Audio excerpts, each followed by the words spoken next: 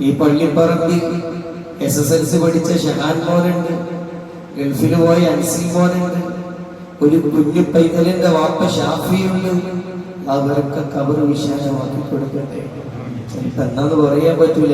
ഇന്ന് നമ്മുടെ ഡേറ്റ് ആയിരിക്കും, നാളെ നമ്മുടെ ഡേറ്റ് ആയിരിക്കും. ഈ റമദാൻ പൂർത്തീകരിക്കുമെന്ന് യാതൊരു ഉറപ്പില്ല.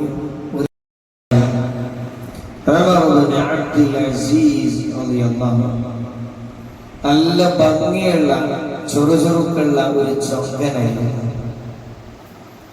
അത്യാവശ്യം വളരെ ഫാഷനബിളായി ജീവിച്ചൊരു വ്യക്തിത്വമായിരുന്നു. അങ്ങനെ ഇസ്ലാമിന്റെ ഖിലാഫത്ത് ലഭിച്ചപ്പോ ജീവിത ശൈലിയാകെ മാറി, ചിട്ടകളൊക്കെ ആകെ മാറി. ഒരു പാവത്താനെ പോലെ ജീവിക്കാൻ തുടങ്ങി. എത്രത്തോളം ചിലപ്പോ മക്കള് വന്നിട്ട് അപ്പ എന്നും ഈ പയറ് കഴിച്ചിട്ട് മടുത്തു, ഇടക്ക് വല്ല ഫ്രൂട്ട്സ് ഒക്കെ വാങ്ങി തരൂലേ എന്ന് ചോദിക്കുമ്പോ നിങ്ങൾ ഇങ്ങനെ രുചികരമായ ഭക്ഷണങ്ങളൊക്കെ കഴിച്ച് പപ്പാനെ നരകത്ത് കെറിയാനാണോ? രുചികരമായ ഭക്ഷണം കഴിക്കൽ ഇസ്ലാമിൽ തെറ്റൊന്നുമല്ല. പക്ഷെ ഒരു സൂക്ഷ്മത, ഒരു പേടിയുടെ പേരിൽ വളരെ ദരിദ്രനെ പോലെ ജീവിച്ച മഹാനാണ് ഉമർ ഇബ്നു അബ്ദുൽ അസീസ് റളിയല്ലാഹു അൻഹു. അങ്ങനെ ഇസ്ലാമിക ലോകത്തെ ഖലീഫയൊക്കെ ആയി മാറിയപ്പോ ഉസ്താദ് കാണാൻ വന്നു. ഉസ്താദ് വന്നപ്പോ ആകെ അത്ഭുതപ്പെട്ടുപോയി. ആകെ മാറിപ്പോയില്ലേ എന്റെ ശിഷ്യൻ. ചോദിച്ചു,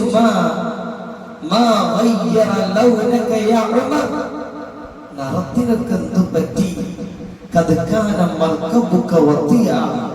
നിന്റെ വാഹനം നല്ല പുള്ളിയുള്ളതായിരുന്നല്ലോ. മുഖത്തിന് ഭയങ്കര പ്രൗഢിയായിരുന്നല്ലോ. വസ്ത്രം നല്ല പളപളപ്പുള്ളതായിരുന്നല്ലോ. എന്തു പറ്റി?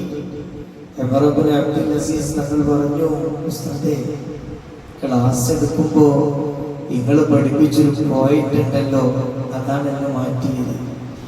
ഞാൻ പഠിപ്പിച്ചു പോയിട്ടോ? ഏതാണ് ഉമർ നിന്നെ ഇത്രമേൽ മാറ്റിയിട്ടുണ്ടെങ്കിൽ ആ പോയിന്റ് ഒന്ന് പറഞ്ഞതാ.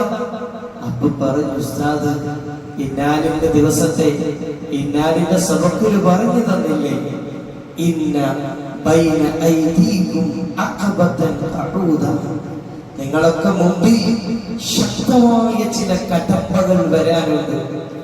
ശരീരം വെളിഞ്ഞൊട്ടി കഷ്ടപ്പെട്ട് അധ്വാനിച്ചവർക്കല്ലാതെ അതൊരിക്കലും വിട്ടുകിടക്കാൻ പറ്റൂല എന്ന് ഉസ്താദ് പറഞ്ഞപ്പോ എന്റെ ചിന്ത വർക്ക് ചെയ്യാൻ തുടങ്ങി. എന്റെ മുമ്പിലുള്ള കടമ്പകൾ, ഖബർ, സിറാത്ത്, ഹിസാബ്, ഇതൊക്കെ നാം ഒറ്റയ്ക്ക് കടക്കണല്ലോ എന്നാലോചിക്കുന്ന ആ ചിന്തയും ആ വിചിന്തനവും ആ വിചാരപ്പെടലുകളുമാണ് എന്നെ മാറ്റിയത്. നമുക്കും ഈ അടിച്ചുപൊളി ജീവിതത്തിനിടയിൽ, ഈ ആനന്ദകരമായ ജീവിതത്തിനിടയിൽ ഭക്ഷണമാകാം, വസ്ത്രമാകാം, വാഹനമാകാം, പക്ഷേ ഒരു കൺട്രോൾ നല്ലതാണ്. അല്ലാഹു തൗഫീഖ് നൽകട്ടെ. കാരണം റസൂലുള്ളാഹി സ്വല്ലല്ലാഹു അലൈഹി വസല്ലം അല്ലാഹുവിങ്കൽ ചെന്ന നബിയാണ്, അർശ് കണ്ട നബിയാണ്, സ്വർഗ്ഗവും നരകവും കണ്ട നബിയാണ്. റസൂലുള്ളാഹി സ്വല്ലല്ലാഹു അലൈഹി വസല്ലം പറഞ്ഞൊരു വാക്കുണ്ട്, മാ റഅയ്തു മൻളറൻ ഖത്തു ഇല്ലാ വൽ ഖബറു അഫ്ളഉ മിൻഹു, ഖബറിനേക്കാൾ പേടിയുള്ള ഒരു രംഗവും ഞാൻ കണ്ടിട്ടില്ലെന്ന് റസൂലുള്ളാഹി. അവിടുത്തെ ഇസ്രാ മിഅ്റാജിന്റെ യാത്രയിൽ എല്ലാം കാണിക്കപ്പെടുകയാണല്ലോ. ഖബറും അവിടുന്ന് കണ്ടിരുന്നല്ലോ. ഖബറിനെ പോലെ ദുരന്തമുള്ള ഒന്ന് ഞാൻ കണ്ടിട്ടില്ലെന്ന് മുത്തലി മുഹമ്മദ് മുസ്തഫ സ്വല്ലല്ലാഹു അലൈഹി വസല്ലം. അത് വല്ലാത്തൊരു രംഗാണ്. ചിലപ്പോ ഇന്ന് തുടങ്ങും, ചിലപ്പോ നാളെ തുടങ്ങും. എൻ്റെ ഒരു സുഹൃത്തിന്റെ വാപ്പ ഇന്നലെ മരിച്ചു, ഖബറിലാണ്.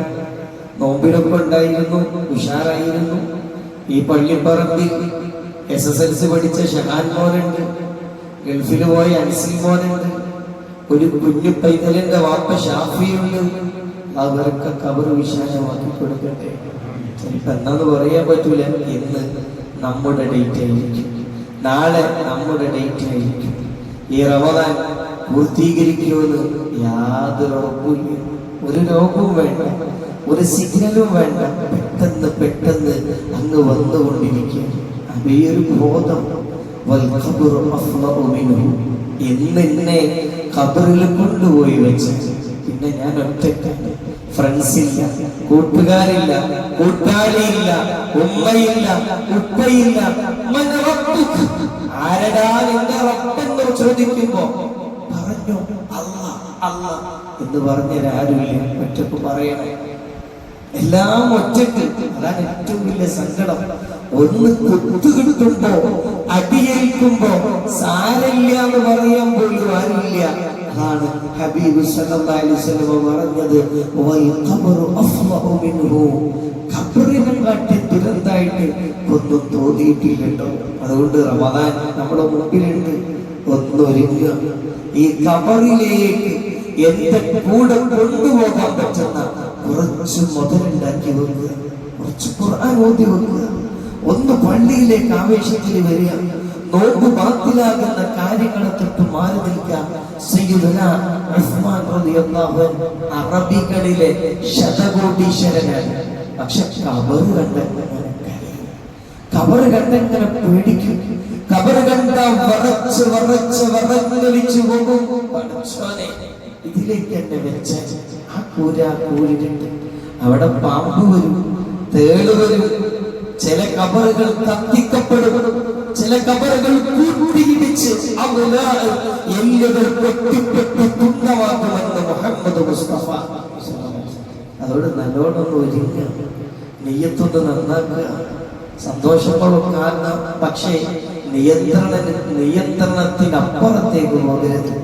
ഇപ്പോ നോമ്പ് തുറകളും നോമ്പും റമദാനും ആഘോഷിക്കാനുള്ളതാണെന്ന് നമ്മൾ തെറ്റിദ്ധരിച്ചു. റമദാൻ ആഘോഷിക്കാനുള്ളതല്ല. പരമാവധി നിയ്യത്ത് നന്നാക്കി കറപുരണ്ട നമ്മൾ കഴുകി വൃത്തിയായി ഖബറിലേക്ക് ഒരുങ്ങാനുള്ളതാണ്. അല്ലാഹു നമ്മുടെ അമലുകളൊക്കെ നിയ്യത്തുള്ളതാക്കി ജാഗ്രതയോടെ. ചിലപ്പോ എന്ന് തുടങ്ങും നമ്മളെ ഖബർ ജീവിതം, എന്ന് തുടങ്ങിയാലും സ്വർഗീയമാക്കാനുള്ള അധ്വാനമാക്കുക. അല്ലാഹു നമുക്ക് തൗഫീഖ് നൽകട്ടെ. നമ്മുടെ ജീവിതം അല്ലാഹു അർത്ഥവത്താക്കി തരട്ടെ. നമ്മൾ ചെയ്യുന്ന കൊച്ചു കൊച്ചു അമലുകൾ നിയ്യത്ത് നന്നാക്കി അല്ലാഹു സ്വീകരിക്കട്ടെ. ഇനിയുമേറെ ഇലാഹായ റബ്ബിലേക്ക് അടുക്കാൻ ഈ റമദാൻ ഉപയോഗപ്പെടുത്താൻ തൗഫീഖ് അല്ലാഹു നൽകട്ടെ. അസ്സലാമു അലൈക്കും.